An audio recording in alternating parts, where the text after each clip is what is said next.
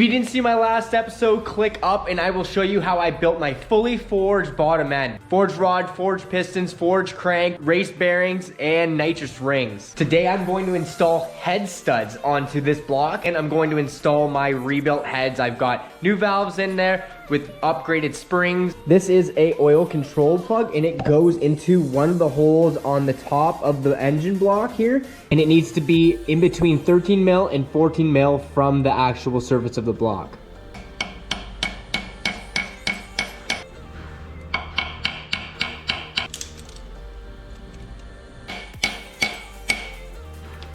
Here's my ARP head stud kit and it comes with washers, nuts, and bolts. So don't lose anything. There is actually two that are a little bit longer, so you have to separate those. First, I'm going to clean everything and get it all ready. There is 4 that are shorter and these go into number 5 and number 6 of the torque sequence, and that is the closest to the actual timing to prevent the cam gears from hitting anything. So just remember that.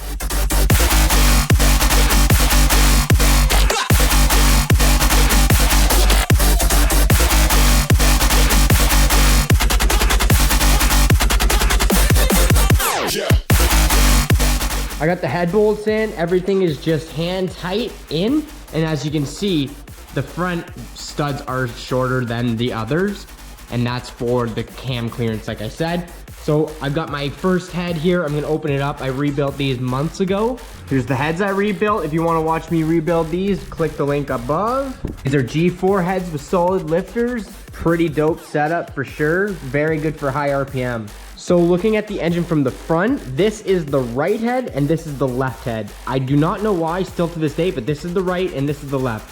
It must have been a Friday day when they were kind of setting this whole engine up in the factory back in the Mazda lands. Here's my right gasket, and I know because it has an R right there. So what I'm going to do is feed him on very carefully. Everything's already been cleaned, and make sure everything is fitting properly. You don't want anything overhanging because it can actually move around quite a bit. You want it around that dowel, and then it should be pretty straight, and you want it in the middle of all the water jackets and everything before you actually put the head on. I'm just gonna sprinkle some oil in, and then I'm gonna be ready to go.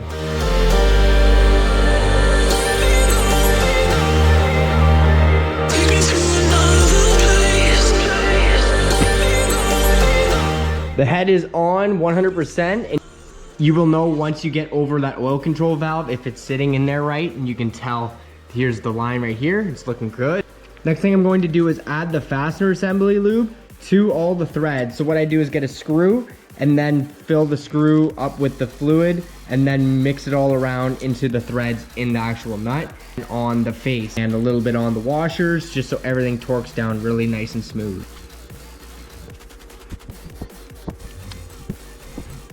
Now I'm gonna install all the washers onto the studs. They're way down in there. You might wanna use a tool to get them in, but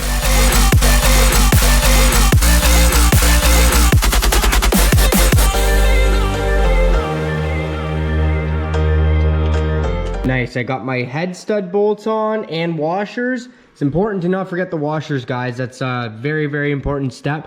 So do a visual afterwards, even though you've made sure in the first place. And remember, the short ones go here because there's actually a gear that goes down in here from your cam, so that's important as well. So now it has some instructions here which are nice. My first kit didn't, so this is convenient. So it's 1, 2, 3, 4, 5, 6, 7, 8. That's the torque pattern I do it to. And I torque them down to 85 foot-pounds of torque, so that's all good. It says to do it in a couple steps. I'm gonna do it in probably like 10 to make sure that head is definitely gonna be seated on there flat, and I've always done it that way and I never will stop.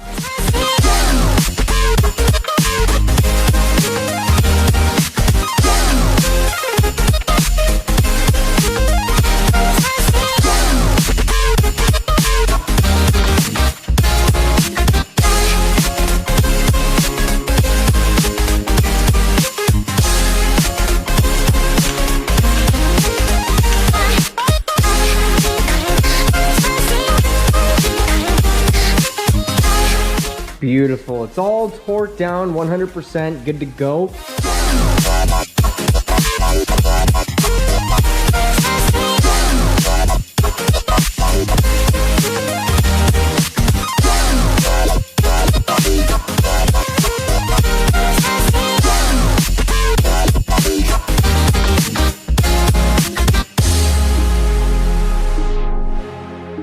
Yes, this thing's starting to really look like an engine now. So what I'm gonna do next is I'm gonna throw the cams in and torque those all down.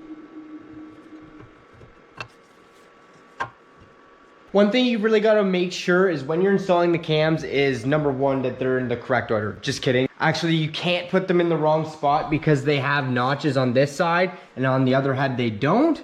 So you're good for that. Make sure that line meets on the gear and make sure everything is sitting in there flush, and then you're good to put the caps on.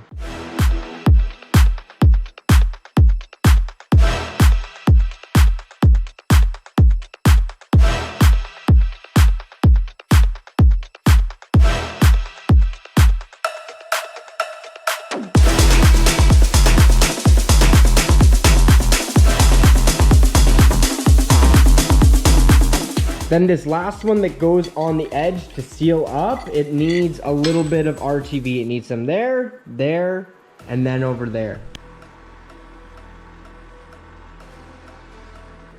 Just a little bit of a layer on there, and then just get her in there, if you know what I'm saying.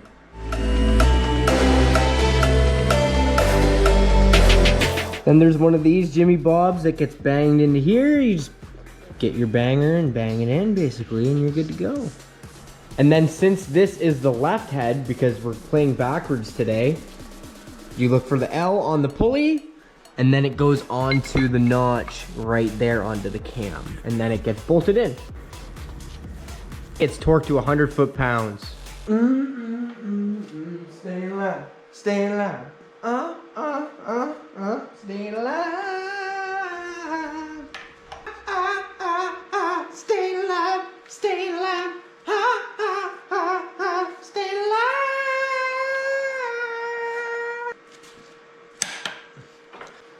So what I do now is I just make sure I can move this a little bit. So that's telling me that nothing's jammed in there and everything is gonna turn over nicely once the engine's actually turning over. So I'm gonna oil this, and then I'm gonna throw a valve cover on it so no more dust can get in, and some dummy spark plugs for the meantime. Stay alive, stay alive. Stay alive.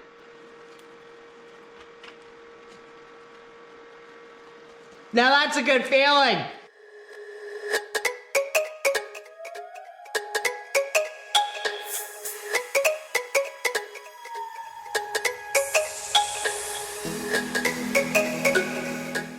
Need to take a moment and look at this thing. This is looking like a freaking engine. That is awesome. I need to do a few more things. I need to do the coolant lines. I need to time it. Here are my two coolant systems. These are the runners that go from the water pump and everything. So what I'm doing here is I'm closing off the ports that go to the heater core, and I'm going to open up a part on the actual thermostat so coolant can still flow while the actual thermostat's shut. But that's gonna be way cleaner. And I'm also gonna delete stuff for heating the throttle body right there.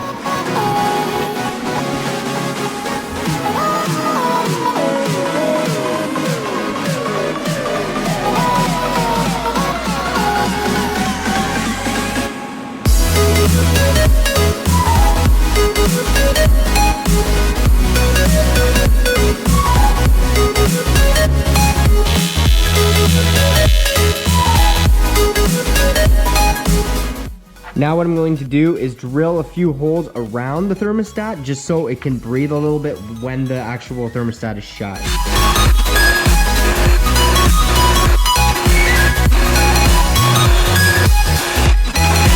I drilled in 5 holes, and yeah, I know that's probably too many, but it'll probably flow better. Why even run the thermostat? Well, this will help control it.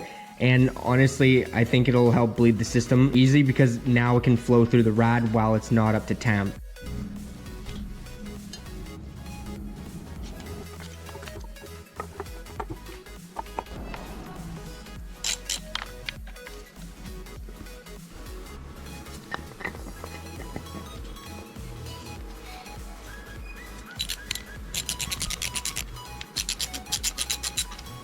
I got all the coolant hard lines all done, so now I'm going to time the engine.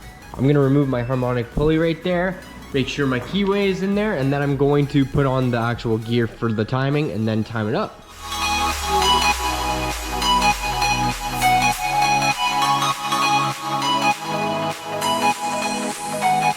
Look at that. That is awesome. So I got it all timed up. It's looking good.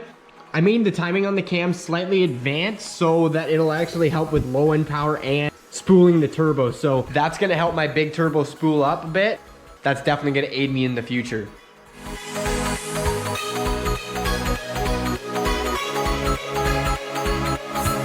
And there we have it. This thing is completely done.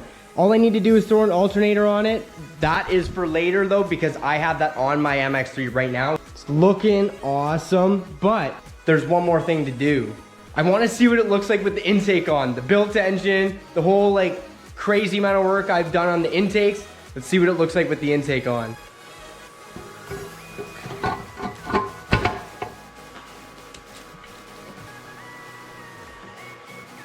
Bam, there we go. Unfortunately, I still have the tape on it, but that is still a huge goal that is met.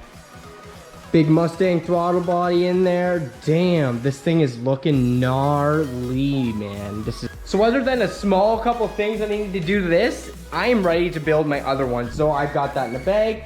I'm gonna build him. I'm not gonna film it because you just saw me do the exact same thing. I'm gonna do that, but this is awesome progress here. Pretty soon I'm gonna have the car here because I'm gonna be running out of parts with these engines. So I can only complete so much because I need the fuel system to attach.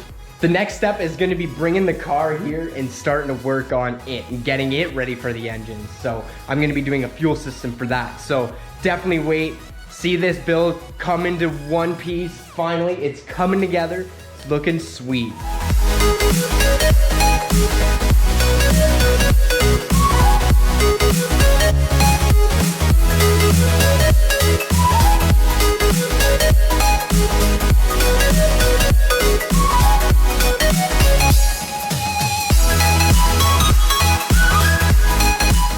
Things are starting to get really crammed in here, so I'm gonna have to put this one on the floor, unfortunately. Get this one onto the actual engine stand again so I can finish it. I need to put a head on it, and as you can see, there's a head stud there. So I've got one head on. I was waiting for one head gasket for literally 2 weeks. It sucked, but I'm back on that horse. I'm gonna finish these engines.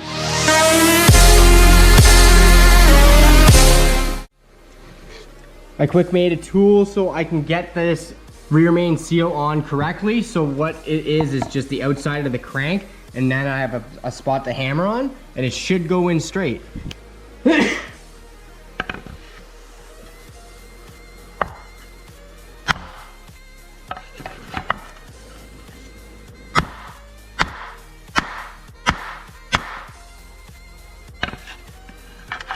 5-minute tool actually worked great. We'll see you in the next one. Like, comment, and subscribe, and join the channel.